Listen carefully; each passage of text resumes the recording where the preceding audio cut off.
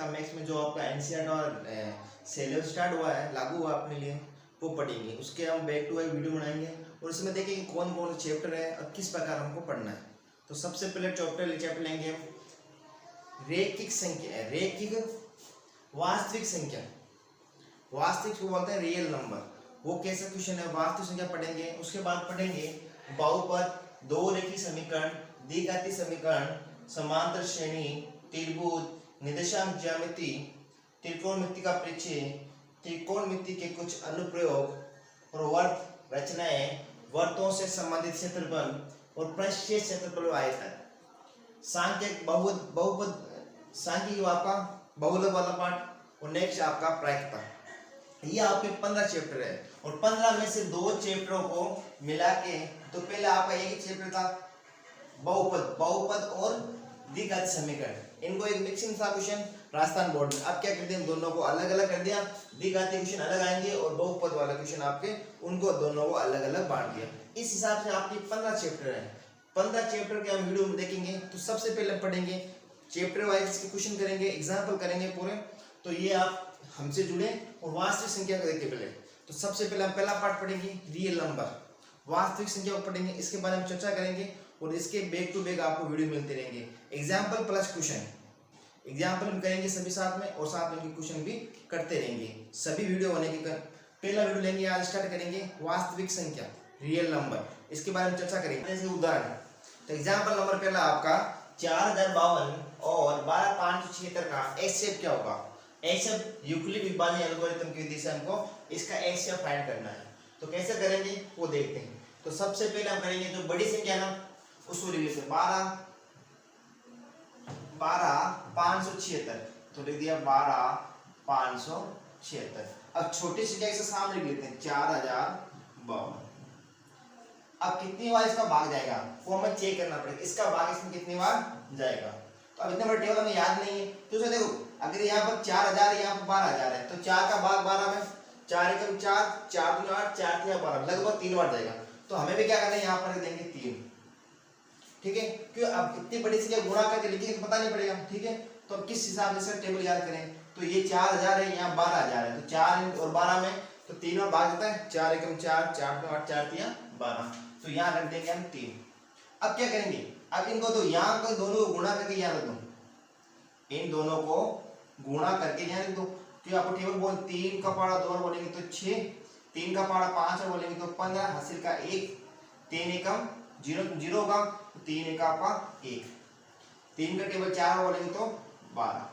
तो आ जाएंगे आपके 12156। अब क्या करोगे, इसको इसमें से घटा दो। 6 में 6 गया 0, 7 में 5 गया 2, 5 में से गया 4 और 12 में से 12 गया 0। तो आपके बच जाएंगे 4420।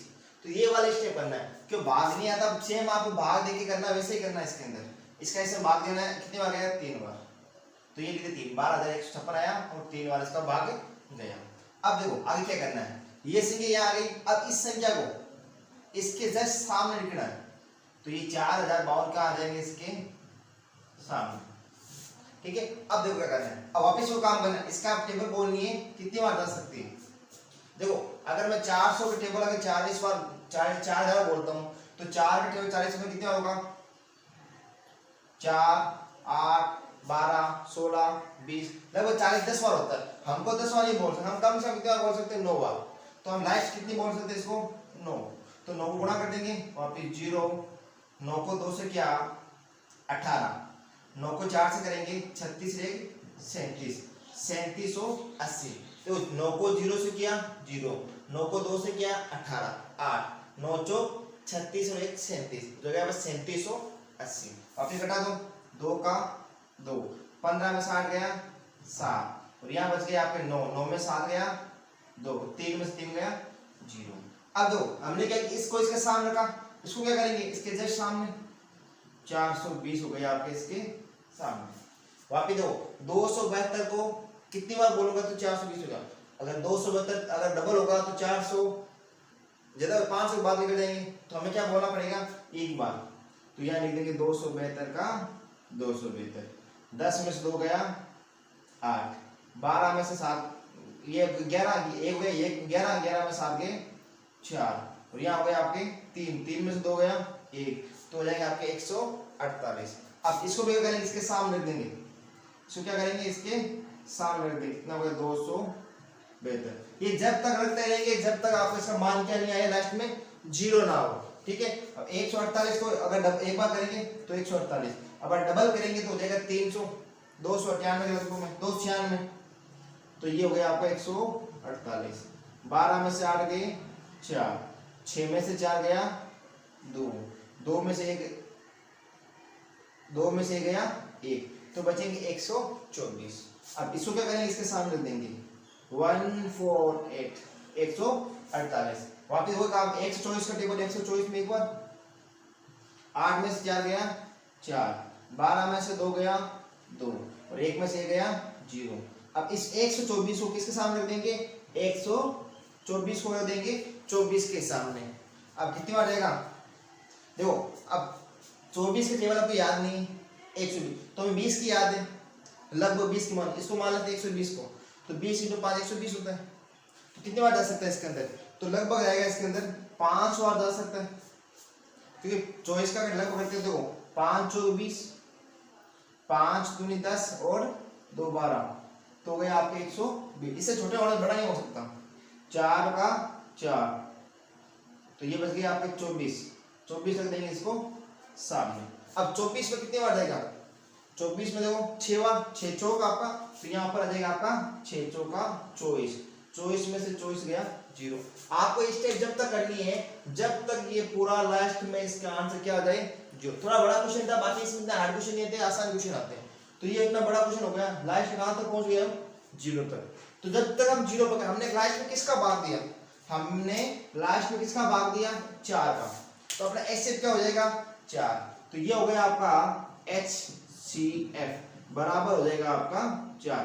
जब तक हम भाग देंगे लास्ट में किस संख्या का हमने भाग दिया, हमने लास्ट में 4 का भाग दिया, तो अपना HCF क्या हो जाएगा 4 हो जाएगा।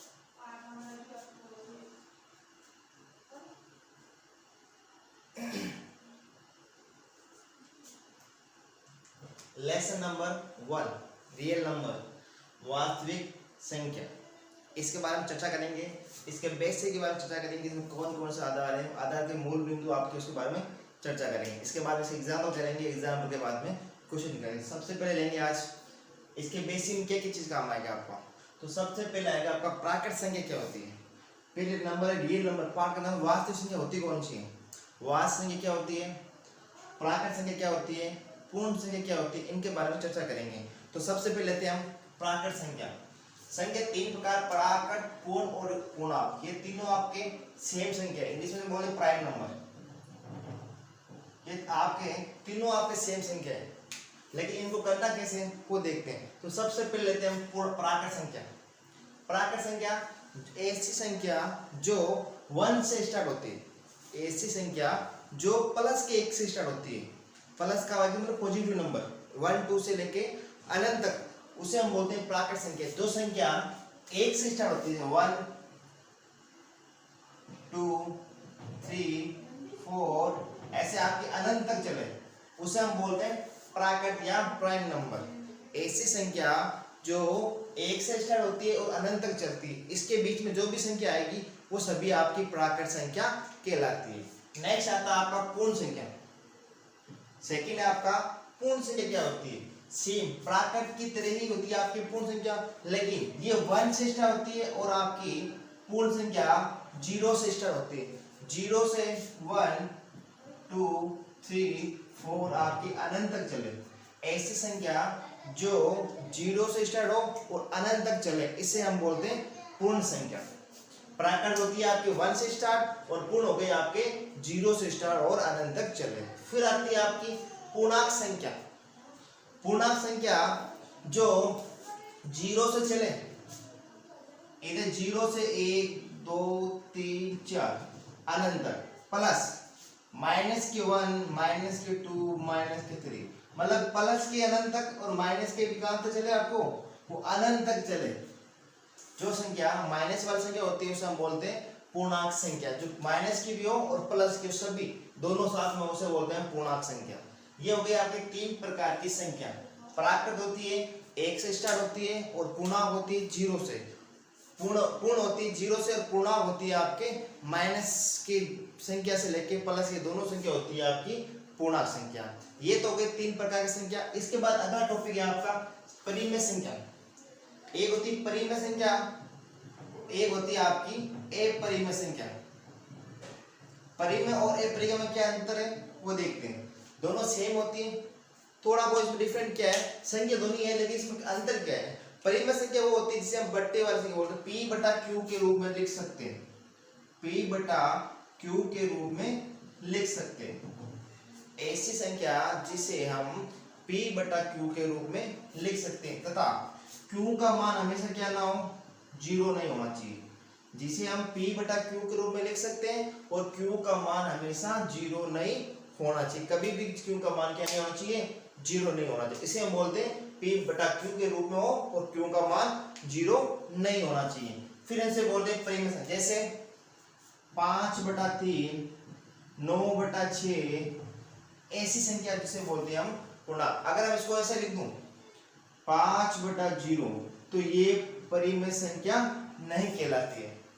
नेक्स्ट अपरिमेय संख्या क्या होती है, अगर परिभाषा से p बटा q के रूप में नहीं लिख सकते उसे बोलते हैं हम अपरिमेय संख्या, जिसे p बटा q के रूप में नहीं लिख सकते, p बटा q के रूप में नहीं लिख सकते, उसे हम बोलते हैं अपरिमेय संख्या। जैसे रूट अंडर वाली संख्या होती है, जैसे मान लो प्लस पाई का मान, पाई भी क्या है आपका एक अपरिमेय संख्या होती है, क्योंकि पाई का मान निश्चित नहीं होता, जैसे संख्या उसका भाग पूरा नहीं होता, अपरिमेय संख्या होती है। अगली संख्या होती है आपकी वास्तविक संख्या, जिसे पाठ का नाम ही क्या है, वास्तविक संख्या या रियल नंबर। ये क्या होता है, वास्तविक नंबर, रियल नंबर संख्या जिसे परिमेय और अपरिमेय दोनों, उसे हम बोलते हैं वास्तविक। जिसमें क्या हो, परिमेय भी हो, वास्तविक संख्या का उदाहरण दोनों ये वास्तविक है, परिमेय प्लस अपरिमेय दोनों हो, उसे हम बोलते हैं वास्तविक संख्या। ऐसी संख्या जो परिमेय भी हो सकती है और अपरिमेय, उन दोनों में हम बोलेंगे वास्तविक, रियल नंबर। ठीक है। फिर आता है आपका सम और विषम। इनमें ज्यादा कंफ्यूजन होती है, सम क्या विषम क्या है। ऐसी संख्या जिसमें 2 का भाग पूरा पूरा जाए, 2 का भाग पूरा पूरा जाए, ऐसी संख्या जिसमें 2 का भाग पूरा पूरा जाए उसे बोलते हैं सम संख्या। और जिसमें 2 का भाग पूरा पूरा नहीं जाता है उसे बोलते हैं विषम। जिसमें 2 का भाग नहीं जाता हो, पूरा नहीं जाता हो, उसे बोलते हैं विषम। जाएगा तो सम बोलेंगे, जैसे 2 4 6 8 10 ये चलते रहेंगे, ये होती है आपकी सम। और विषम कौन सी, 1 3 5 7 9 11, ये हो गई आपकी विषम संख्या। ये हो गई आपके सम विषम। हमने पढ़ा प्राकृत संख्या, पूर्ण संख्या, पूर्णांक संख्या, परिमेय और अपरिमेय, और इसके बाद में सम और विषम। इसके बाद आती है आपकी भाज्य संख्या। सबसे अच्छी चीज है भाज्य और अभाज्य में अंतर देखना, कि सबसे ज्यादा काम आएगा आपका भाज्य संख्या कौन सी होती है, अभाज्य संख्या कौन सी होती है। अगर आपको इसके बारे में पता है तो आपको काफी आगे काम आएगा। तो पहला आपका भाज्य क्या होता है, ऐसी संख्या जिसमें किसी दूसरी संख्या का भाग नहीं जाता हो, ऐसी संख्या जिसमें किसी दूसरी संख्या का भाग नहीं जाता हो, ऐसी संख्या, ऐसी संख्या जिसमें किसी दूसरी संख्या का भाग नहीं जाता हो। अगर इसको ऐसे कर लेते हैं, ऐसी संख्या जिसमें किसी, ऐसी संख्या जिसमें किसी दूसरी संख्या का भाग पूरा पूरा जाता हो, उसे हम भाज्य संख्या कहते हैं। उसे हम भाज्य संख्या कहते हैं। ए का तो सभी में जाता है, ए का और स्वयं खुद का, ए का और उस संख्या का, इसके अलावा ए का तथा स्वयं के अलावा, एक का तथा स्वयं के अलावा किसी संख्या में, उस संख्या में किसी दूसरी संख्या का भाग जाता हो तो वो कहलाएगी भाज्य। अगर उसका जैसे 5 में एक का जा रहा है और 5 इसके अलावा किसी का नहीं जा रहा तो ये भाज्य संख्या नहीं है। अगर 15 में क्या 5 का भी जा रहा है, 3 का भी जा रहा है, तो ये क्या हो गया आपकी भाज्य। 20, 12, 16, 8, 6, 9, ये होती है आपकी भाज्य। ऐसी संख्या जिसमें किसी दूसरी संख्या का भाग पूरा पूरा जाता है उसे हम बोलते हैं भाज्य। अब आता है भाज्य, सेम इसकी ऐसी संख्या जिसमें किसी दूसरी संख्या का भाग नहीं जाता हो, इसमें क्या लगा देंगे, भाग नहीं जाता हो, तो ये हो जाएगी आपकी अभाज्य। अब अभाज्य होती कौन कौन सी है, जैसे एग्जांपल लेते हैं 3, 2, 3, 5, 7, 9, 11, 13, 17 और 19, ये होती है आपकी अभाज्य संख्या। और भी खूब 23 हो गया, 27, 29 हो गया, 31 हो गया, चलती रही। ऐसी संख्या जिसमें किसी दूसरे, इसमें देखो 3 में किसी का भाग नहीं जा रहा, 5 में किसी का नहीं जा रहा, 7 में किसी का नहीं जा रहा, सॉरी 9 नहीं, 9 में तो 3 का भाग जाता है। ये ऐसी संख्या जिसमें किसी संख्या का भाग नहीं जाता उसे हम बोलते हैं अभाज्य संख्या। ये हो गई भाज्य और ये बात हो गई आपकी अभाज्य। इसके बाद आपका मेन कोड आता है यूक्लिड विभाजन एल्गोरिथम। सबसे ज्यादा इंपॉर्टेंट यूक्लिड विभाजन एल्गोरिथम, इसके क्वेश्चन आते हैं बड़े, इसके बारे में देखते हैं ये क्या होता है यूक्लिड विभाजन एल्गोरिथम। तो सबसे पहले उसके बाद चर्चा करते हैं कि यूक्लिड होता है क्या, ये इसकी परिमेय है क्या। यूक्लिड विभाजन एल्गोरिथम, यूक्लिड विभाजन एल्गोरिथम परिमेय, परिमेय का या परिमेय, ये परिमेय होती क्या, इसमें कैसे करते हैं, हम किस संख्या में भाग देते हैं। जैसे मैंने 3 का भाग दिया 11 के अंदर, कितनी बार आएगा 3, 9 और 2 बच गए मेरे रिमाइंडर या सेंस पर, ठीक है। अब होती क्या देखो, भाज्य इनटू भागफल प्लस सेंस पर बराबर होता है आपका भाजक। भाज्य बराबर भाजक इनटू भागफल प्लस सेंस पर। ये परिमेय क्या कहलाती है कि जब हम किसी संख्या का भाग लेते हैं, मान लो मैंने 3 का भाग दिया, तो सेंस पर हमेशा 3 से छोटा आएगा, इसके बराबर नहीं आता। मेन परिमेय मतलब क्या है, हम जब भी किसी संख्या का भाग देंगे तो जिसका हम भाग देंगे उससे हमेशा सेंस पर छोटा ही आएगा, इसके बराबर नहीं आएगा, उससे जस्ट छोटा आएगा। अगर 3 दिया तो इसके रिमाइंड 0 हो सकते हैं, 1 हो सकता है, 2 हो सकता है, मतलब इसका सेंस पर क्या हो सकते हैं, 3 दिया तो 3 से छोटा क्या होता है 1, 0। अगर 3 है इसका भाग, 3 का भाग दिया तो इसका रिमाइंड क्या बच सकता है 0, 1 और 2, 3 भी नहीं होगा, क्योंकि 3 होता अगर यहाँ पे तो 3 का भाग और चला जाता और रिमाइंड कुछ बचता नहीं। 0 हो सकता है, 1 हो सकता है और 2 हो सकता है।